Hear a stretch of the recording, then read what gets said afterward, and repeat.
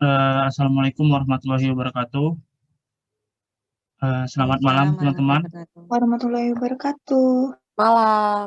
Ya, perkenalkan nama saya Teddy Setiawan dengan NIM 17 dari AB 6A pagi. Di sini saya akan menjelaskan hasil dari latihan mengenai Project Cost Management. Di sini saya menjelaskan nomor 1. Itu di sini sebelumnya, di sini sudah ada penjelasan sedikit mengenai background dari tugas dari latihan ini, yaitu pertama, di sini ada Elis, yaitu seorang project manager ya, bisa dibilang. Dia itu memberi kita tugas untuk melihat ataupun melihat apakah schedule dan budget project yang dia kerjakan sesuai dengan rencana atau tidak. Nah, di sini ada 4 tahap untuk mengetahui hal itu. Pertama, di sini start with the schedule and the budget. Jadi kita harus mengetahui dulu jadwal ataupun jadwal dan budget ataupun modal yang diberikan. Di sini kita harus mengetahui seberapa besar how much work you plan, seberapa besar rencana yang dibuat, lalu seberapa besar rencana yang sudah dilakukan, dan berapa total budget ataupun modal yang dikeluarkan. Di sini pelaksananya itu adalah Jeff dan Charles. Mereka itu memiliki budget total $10.000 Amerika dan di sini mereka telah menjalankan setengah dari rencana yang sudah rencana yang sudah direncanakan.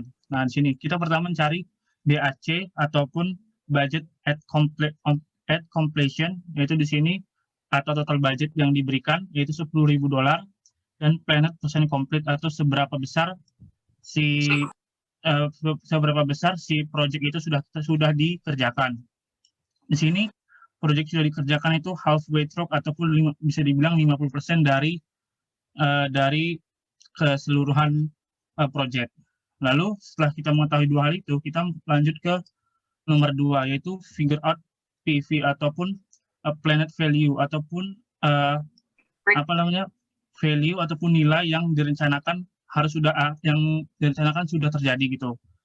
Di sini rumusnya itu BAC ataupun total budget tadi dikali planned percent complete ataupun project, seberapa besar project itu sudah dilaksanakan. Di sini diketahui BAC-nya itu $10.000 dan planned percent complete yaitu 50% dari halfway-nya. Jadi diasumsikan halfway ini 50%.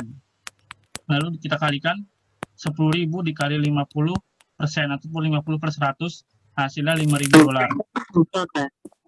Lalu nomor 3, kita disuruh mencari EV ataupun earned value ataupun ternyata nilai aktualnya itu berapa gitu. Nah, di sini ternyata mereka itu hanya mendekati 50%, belum 50%, yaitu mereka cuma mengerjakan sampai 40%. Jadi kita mencari berapa besar earned value-nya, yaitu rumusnya BAC ataupun total budget tadi dikali actual percent complete ataupun berapa persen progres aktual yang sudah dikerjakan oleh tadi si Jeff and Charles tadi. Di sini mereka sudah mengerjakan 40%, jadi $10.000 dikali dengan 40%, hasilnya $4.000.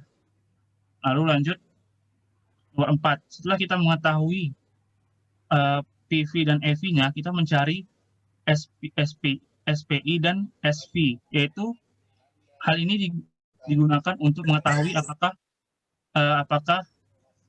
project yang kita lakukan itu sesuai rencana, terlambat, ataupun lebih cepat dari rencananya. Nah, di sini SPI atau Schedule Performance Index digunakan untuk melihat apakah project itu terlambat sesuai atau enggaknya dari jadwal yang sudah direncanakan. Sedangkan SV di sini untuk SV atau schedule variance digunakan untuk melihat seberapa cepat atau seberapa lambat si project itu dikerjakan sesuai rencana atau tidak gitu.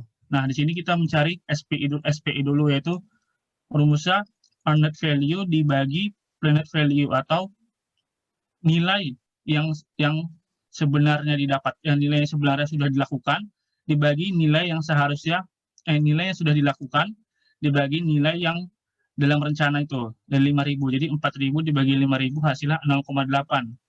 Hasil 0,8 ini jika diterjemahkan itu berarti dia behind the schedule. Jadi project ini berjalannya itu di belakang dari rencana, gitu, terlambat dari rencana. Lalu mencari SV ataupun schedule variance. Kita melihat seberapa besar terlambat dari project itu terhadap rencana tadi.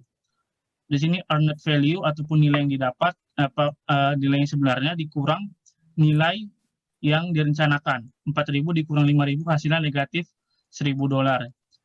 Artinya berarti si project ini terlambat $1.000 nilainya di belakang dari rencana yang dibuat tadi, yaitu harusnya 5.000.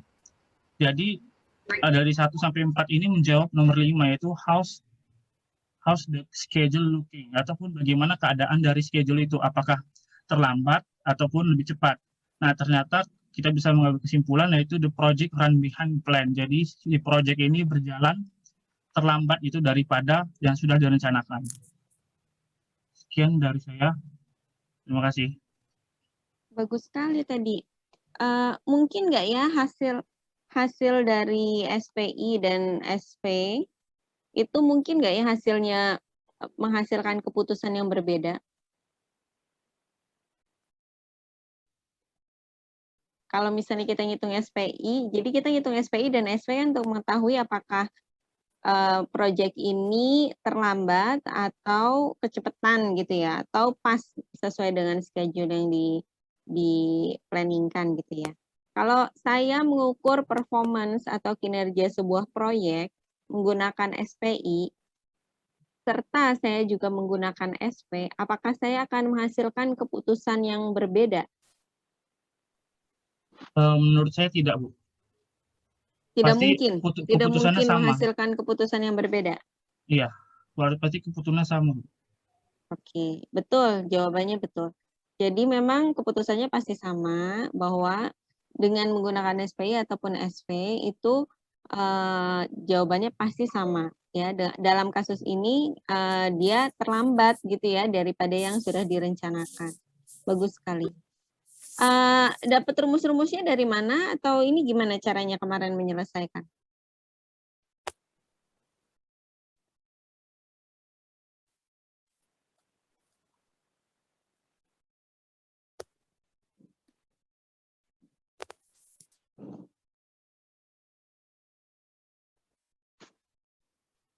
Maaf, dari buku itu, Bu, dari buku pedoman itu, Bu, pedoman proyek, Bu. PMBOK kalau nggak salah, Bu. Yang ada di learning. Iya, Bu. Oke. Betul, 100 ini. Bagus sekali.